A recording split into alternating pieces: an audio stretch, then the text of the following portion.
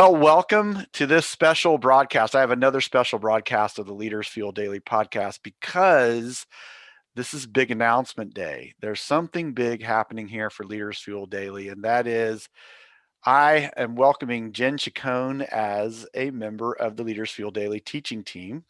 Jen, good to see you today, and thank you for being on here. I appreciate you very much. Thank you. And so let me explain so that people understand that um, you and I actually we share some similarities in our background, in our journey.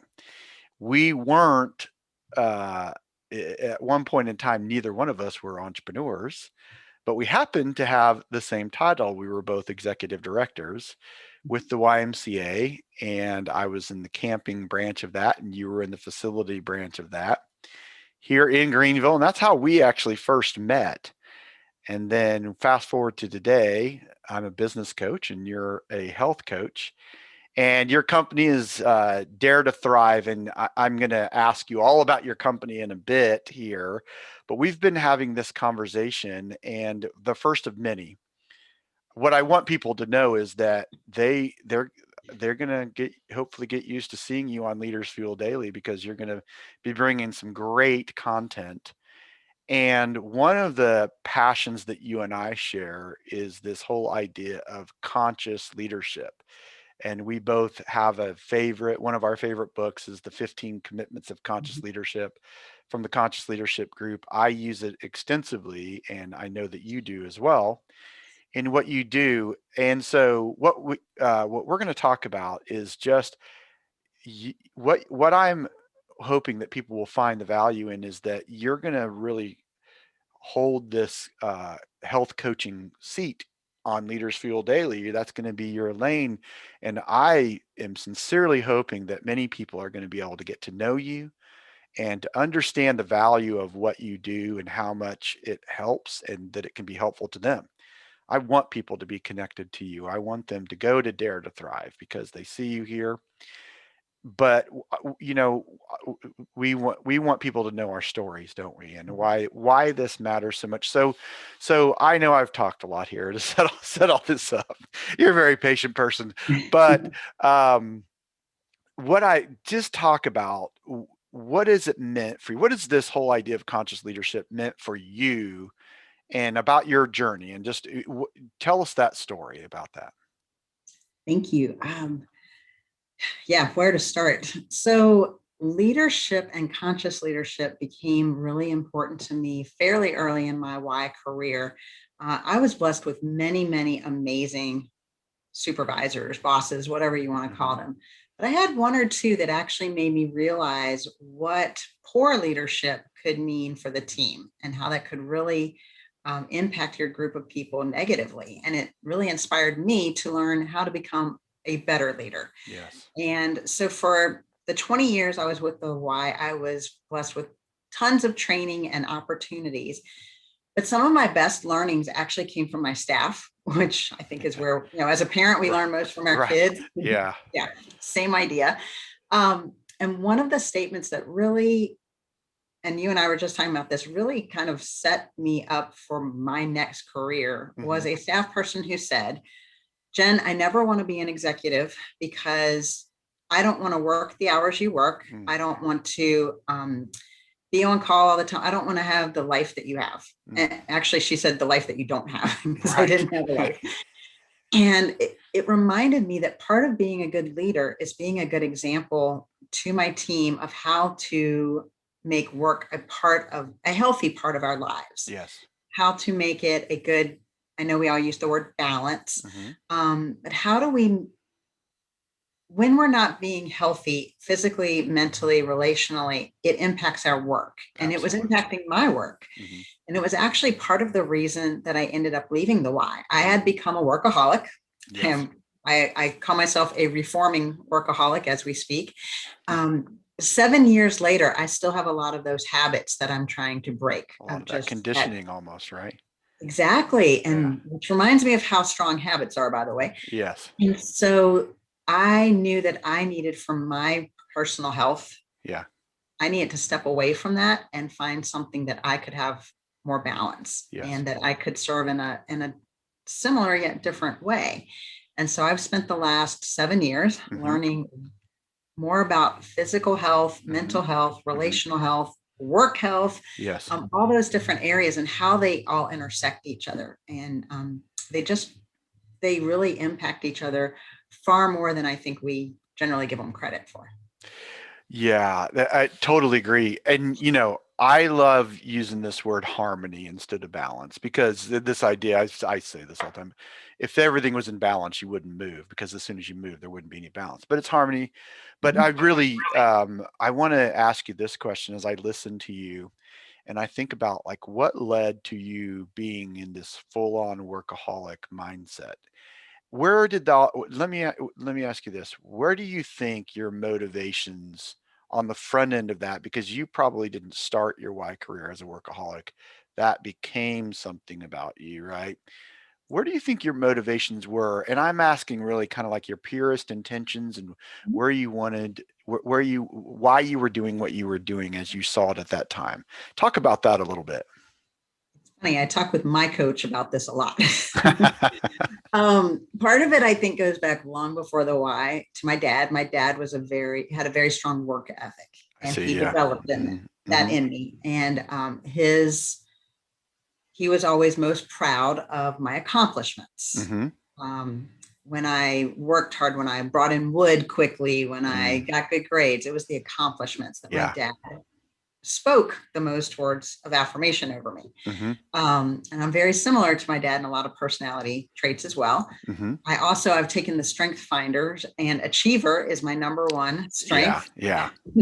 So it's definitely a strength, but it can become a weakness when applied too liberally, of course. Mm-hmm. But at the Y, I think it was this perfect storm Mm-hmm. actually of I loved the Y mission. I still do. I Mm-hmm. believe 100% in the Mm-hmm. Y mission. And so it was my way of serving the world and doing good things and um, helping other people. I love to help other people. And I had some really neat opportunities. I worked with teenagers in New York City for 3 years and absolutely loved it. Mm-hmm. Um, but that's where I got my value from. I started. That's where I found value in what I did every day, which Yes. isn't a healthy place to be. Yeah. And so that's really it. As I became more and more of a leader and felt that my role was not only to serve my members or participants, but also my team and Mm-hmm. really protect and insulate them in a way, Yes. that became my focus and it became my reason for everything. Mm. And when it's your reason for everything, Yeah. then 70 hours a week is no big deal. You do, and it becomes just the norm, right? Yeah. And it occurs to me as I listen to you is that what happens as first of all, more and more of your time gets devoted to your work, and then more of your attention, and then more of your energy gets, basically input into that. Or really, I think the better way is to say output, is that you had this increasing amounts of output and decreasing amounts of input. And so that sort of recharging aspect where you're at a place where what you're trying to help people do is live a healthier life. And at the same time, I think this idea though that the farther you go up in responsibility, the more diminished that input becomes in your life and the more maximized the output comes. And that's a recipe for burnout, isn't it? Absolutely. And I definitely reached burnout a couple of times in my career. I can say for me, without question, my life changed the very day I became an executive director, meaning that there was something about the whole equation that instantly changed. And so, in one moment, it's opportunity. And, you feel the prestige executive. You have that title executive in front of your name now. I was a director before, and now I'm an executive director. Uh, but listen, I'm not ungrateful for the opportunity that it provided at all, and I'm not ungrateful for the experiences, but I would be completely dishonest if I did not say that that did not come with an an immense addition of pressure. Mhm.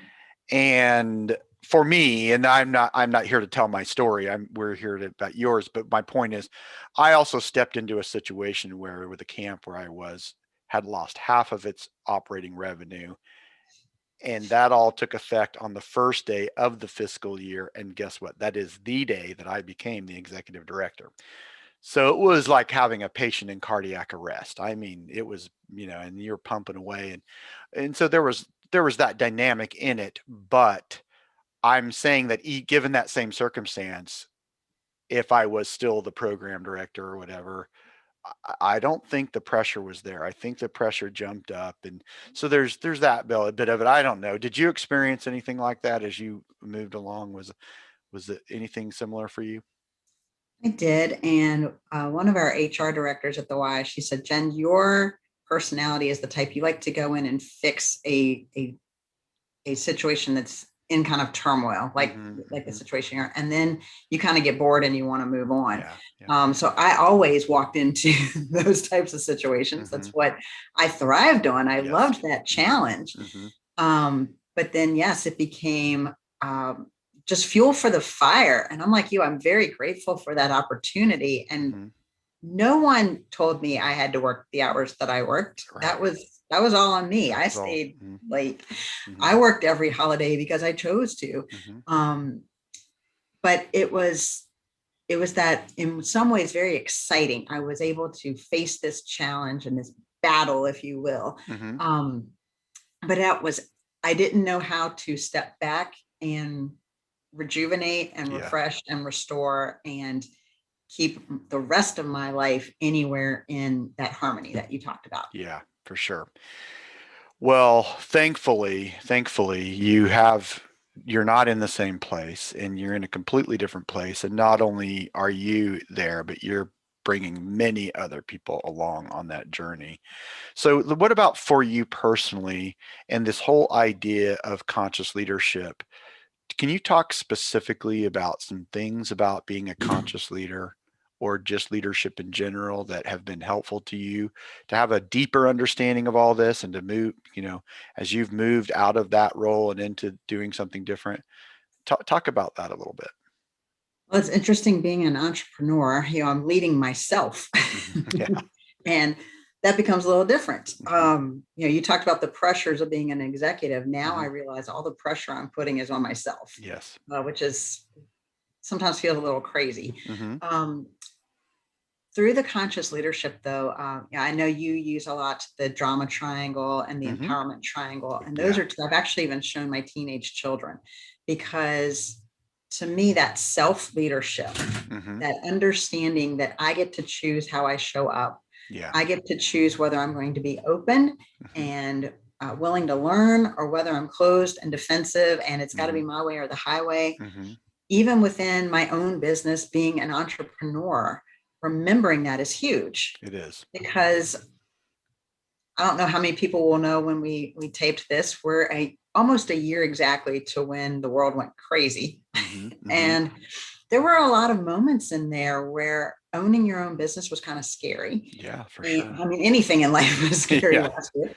But that drama triangle just kept coming back to me. Hmm. Like, am I going to choose to be the victim or the villain? Am I going to choose to have that victim mindset? Or am I Hmm. going to choose to look at, where do I have opportunities? Yes. And whether that meant an opportunity for me personally Hmm. to take care of myself, Hmm. to recharge and rest and refresh, or whether that meant taking the opportunity as a business leader to um, see how this could help other people. A lot of Sure. people are Yeah. hurting health wise right now. So this Yeah. feels like a good opportunity to talk Yeah. to people.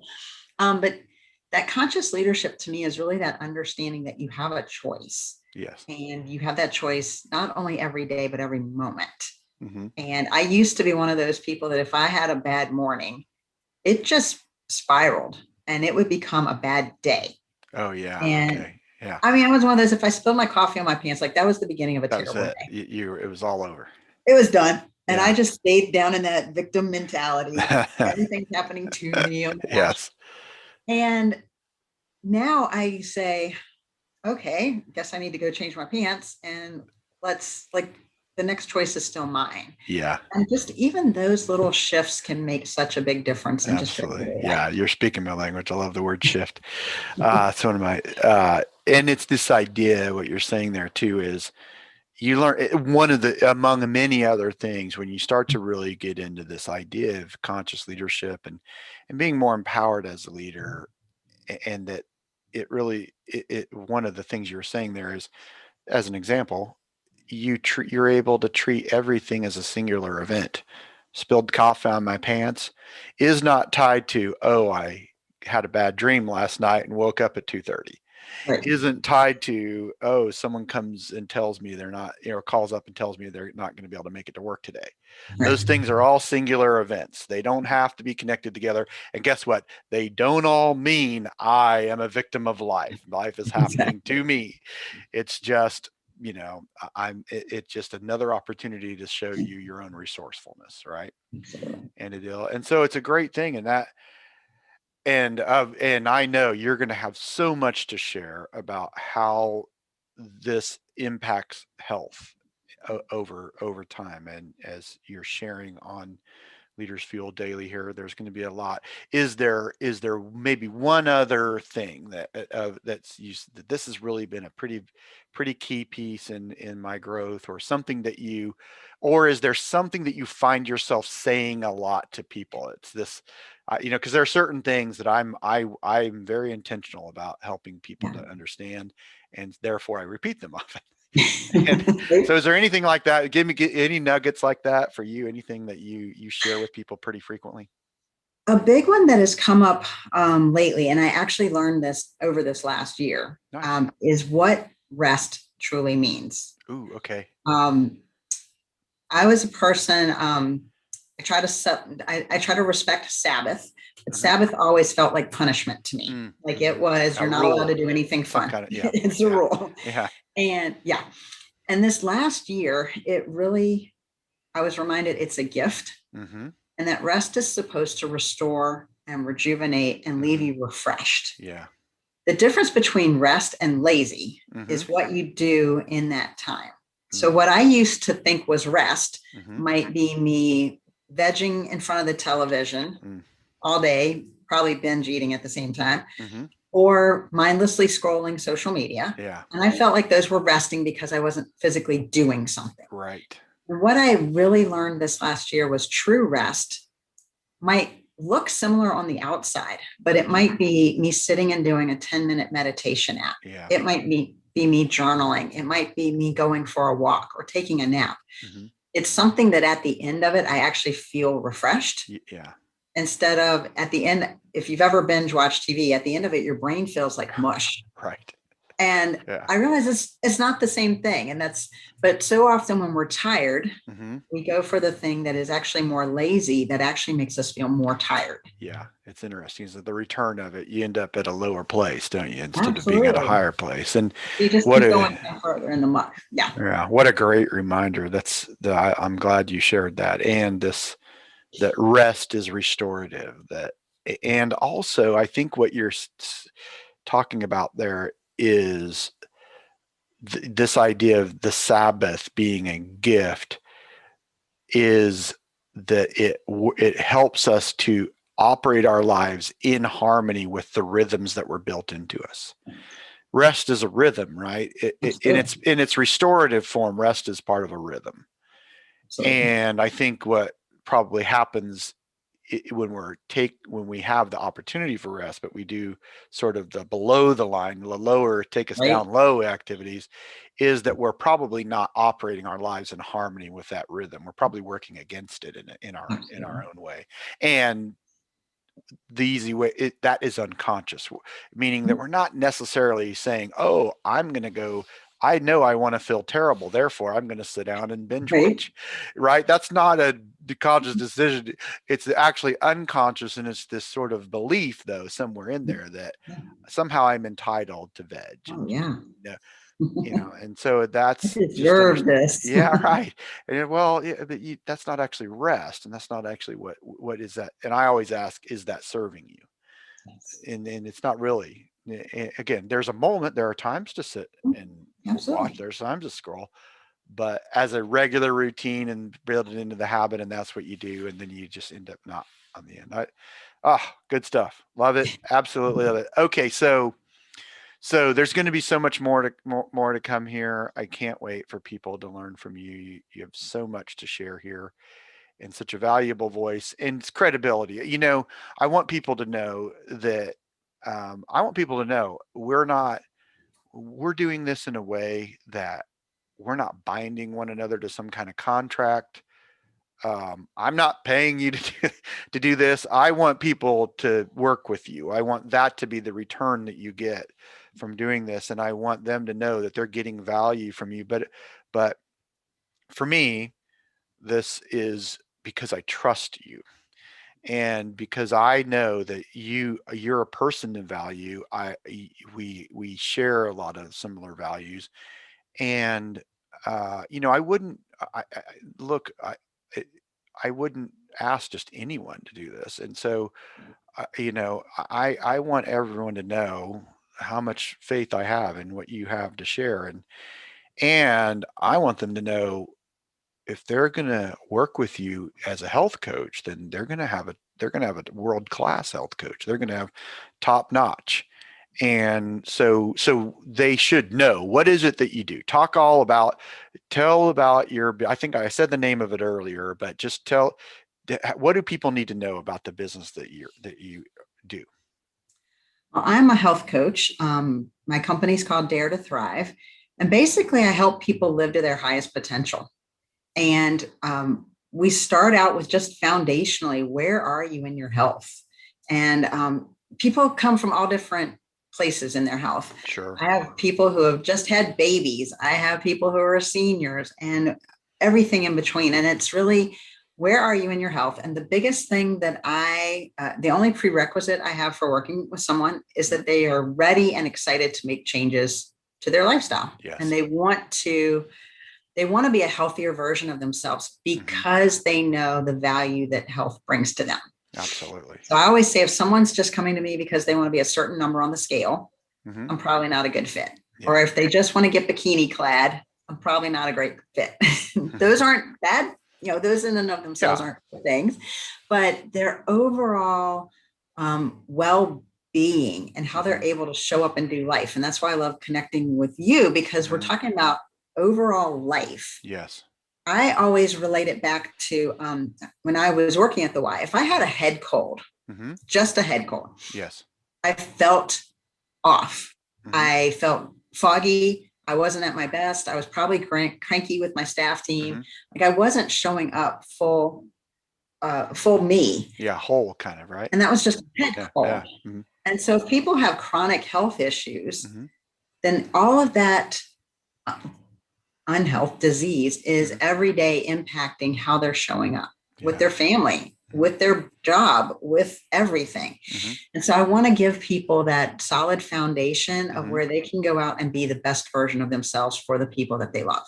I love that. So I work one-on-one with people, a lot of accountability and support. I have people who think if they did one thing that wasn't on plan or on our part of our system and our program, that they failed. Yeah. And I'm like, nope, that's called life. I'm going to have a lot of those. So I'm there to remind them this is all part of life. And what we're doing is teaching new habits, and habits take time. Just like I said earlier, it's 7 years later, I'm still breaking the habit of workaholic tendencies. Yeah. Changing lifelong habits, eating, which we've been doing since we were babies, is not easy to change. Absolutely. And so I work with them to create those habits, to create a mindset that looks at health as a good thing, not a punishment. Yeah. So many people look at exercise as a punishment. They look at eating healthy as a punishment. Even when we were kids, going to bed on time was a punishment, right? And so all of those things, when we look at the value that they bring and how they can actually bring us a lot of joy in life, that's what I hope to uncover with people and give them the tools to be able to do that. No, that's fantastic. Great. Such good stuff. And the word, when you first started talking, that was coming to my mind is holistic. Yes. It is. And, in the Y, one of the, you said you love the mission of the Y. Well, in there is the idea of body, mind, and spirit, right? And I always say, we are spiritual beings gifted with an intellect living in a physical body. And those things are not separated from each other. We are always all of those. And so we're, in other words, we're living on those three planes simultaneously. And as you pointed out very well, they all have their effect on each other. And I like this sort of wholeness idea that you're doing. And it's, I'll tell you the other thing. I don't know if I should say this or not, but I was thinking as you were talking, you're like the human Noom. Noom is a Noom. They use the psychology. Well, you're doing what the model that they're using is great. It's kind of an AI model, but this is a very personal thing, and it's a one-to-one idea, and it works. And I love the connections that I get to build with people because I do it one-on-one. That's great. It's really That's neat. great. Well, what I'm going to make sure of is that people have every way to get a hold of you. I'm going to put your bio when we put this out there. But I want to just end by saying thank you for doing this podcast, this special podcast, and also thanks for what you're going to do for people that are involved in Leaders Fuel Daily. And I hope that people will listen to this and want to bring more people into this community. And I want to say again, the purpose of Leaders Fuel Daily as the Facebook group and as the podcast is for conscious leadership and entrepreneurial empowerment. So everything that we're doing is going to be with that. And I think that, it's something that people should want to bring other people to. And so I appreciate that you're going to be involved in this in a deeper level as well. So thank you very much for that.